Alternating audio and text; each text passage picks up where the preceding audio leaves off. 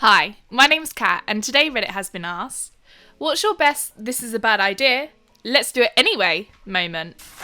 When I was in high school and had my own job to buy things with, I decided I would buy a 4-litre pail of ice cream, a 2-litre bottle of A&W root beer, and make a giant root beer float. I then proceeded to eat/drink the entire thing over the course of a hockey game. I did not throw up, but I definitely did not feel like eating supper that night. I know how this sounds, but I never said I was smart. As a teenager, I dislocated my shoulder and tore some muscle whilst I'd done a flip on a slip and slide. I never went to the doctor for it because I'm poor, but I still went backpacking the next day. And my friend's dad brought in some zipline equipment on his horses. And since I couldn't miss out on the fun, I figured that it was the muscles that lift my arm that were torn and that the ones I used to hold myself up were fine. So I rode that zip line with a dislocated shoulder and dropped into a lake where if I had not been able to swim well for some reason, I could have drowned. Anyways, years later, and I have now been trained on how to relocate joints, it turns out that the zip line is probably what made my shoulder be put back in place. So it worked out, but it was still a bad idea. Anyways, that shoulder still hurts regularly. I sure wish I wasn't as dumb as I was at the time. Driving a car on the beach when I'd never done it before. Immediately got stuck right at the bottom of the ramp going to the beach. Luckily there was a nice guy with a jeep that went and bought a tow rope and pulled me out. Right after he pulled me out, another person did the same thing and got stuck in the same spot, so he pulled them out too. In high school, my brother was having a birthday party at our house and we had a pool. We took an air compressor and duct taped a hose to it and used it to breathe underwater. Then we started tying people to pool chairs and throwing them in the deep end with the hose to breathe with it to see how long they would take to escape. We progressively made it more and more difficult restraints. Several times the hose would come out of someone's mouth and we'd have to dive in and raise the person's head above water. How no one drowned that day, I have no idea. Wasn't me, but my second older brother, he was 7 I think at the time, was trying to light a bush in our backyard on fire, whilst my oldest brother, 10 years old, stood next to him and watched while saying, "I wouldn't do that if I were you." The best part was when my dad caught them and asked what my brother was doing, he looked at my dad and said with a straight face, "I'm trying to talk to God through the burning bush." My dad laughed so hard that he didn't even get into trouble. Edit. I asked my brothers and apparently they were trying to make a fire pit, which somehow makes this story even funnier to me. In high school, I had a science project that we had all year to complete. I kept finding reasons to put it off until I realised I had only a week to complete my project. Realising I wouldn't get it done, I decided to fake it. I was one of the first called to present my project. I presented my fake project on the whiteboard by drawing pictures of what I had intended to do and making up numbers for how long a mouse could live without oxygen in a 5-gallon bottle, compared to how they could live with a plant sealed in with them. One of my classmates asked if I really killed mice and what I did with them. I said I had and just fed them to my cats. In the end, I ended up with a B for standing in front of the class and spouting a bunch of BS. Edit. The class was a biology class. When I was in middle school, I was staying the night at my buddy's house. We were bored and decided that we would fold his tube of toothpaste in half and wedge it in his bathroom door and then slam the door. When we opened it, there was toothpaste everywhere, like on the ceiling and stuff. We did a half-assed clean-up job and carried on. The next day his maid, who we liked because she was funny, and we knew her pretty well, was crying and talking to his mum. "Do they not like me? Have I done something wrong?"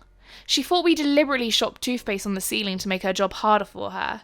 Needless to say, we felt pretty bad. Got married after 2.5 months of knowing my now husband, still married to him, 11 years and counting. Not me, but my dad. They rented a house next to a lake for a day where they got really drunk. They wanted to play football in the middle of the night. They found a little soccer ball and some tiny goals made of plastic. They set it up, drank more and tried to play. Well, my dad's buddy stood in front of the goal, tried to kick the ball, missed, collapsed on the ball and the goal. They heard a huge breaking sound and a popping sound. Everyone was yelling, "He's dead!" When they learned that the guy was alive, but sleeping on a deflated ball and some plastic shards that they tried to move from him, my dad's hand slipped and he fell into the lake where he proceeded to pass out. Fortunately, he is alive and well because the others were sober enough to notice him in the water. But you can imagine our surprise when we went to collect him the next day and everyone was passed out on wet grass next to an empty beer bottles and some remains of a soccer ball. Riding a skateboard down a steep hill that ended with a 90-degree turn and a rocky river if I failed to make the turn. About halfway down, I hit half a frozen patch of ice and was almost keeping pace with the cars passing over the bridge. With no idea what to do and my idiot friends watching, I let out a big whee before tumbling for a while, followed by a good slide on my forearms. It took about a year for the big googes next to my elbows to actually heal. Starting a threesome with warming and deep penetrating massage oil. Fast forward to us duck walking and squatting in a tub while splashing our genitals with water. The massage oil was the deepest penetration happening that night. Eat some mushrooms and go into the nature with a good friend. We discover a cute bunny. Proceed to the corner the poor fella along the fence, slowly stepping closer and closer. The bunny looks left, path blocked. Right, trapped, there's no escape. The bunny looks at me dead in the eyes, into my soul, looks at my friend. We understand the dissembled telepathic message of this savage beast in an instant. Without a word, we simultaneously back away, knowing we were mere inches from certain death. Me with my dad and brother. Let's play football today. We're 800 kilometres far away from our house and it's raining. Lol.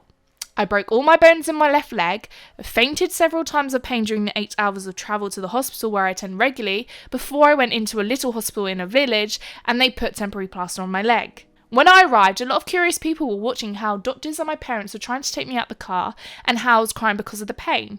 I've had a week in the hospital and 5 months in a wheelchair. It happened in 2016. I'm okay now, but I'm still hating the curious people. And there is actually a load more stories answering the question, what's your best, this is a bad idea, let's do it anyway moment. Comment down below if you've got any bad ideas, but let's do it anyway moments. I'd love to know. Also, comment down below if you'd like a part 2. Thanks for listening, guys, and I'll see you in the next one. This video is sponsored by me. Sweet Mouthful Mixes brings pick and mix sweets straight to your door. Choose up to 10 scoops of your favourite sweets, or pick a pre-packed bag. Sweet Mouthful Mixes has a 5-star hygiene rating and full PPE is worn whilst making the bags. With over 50 sweets to choose from, you're guaranteed to find something you like. Treat yourself, you've earned it. Get 20% off with code REDDIT.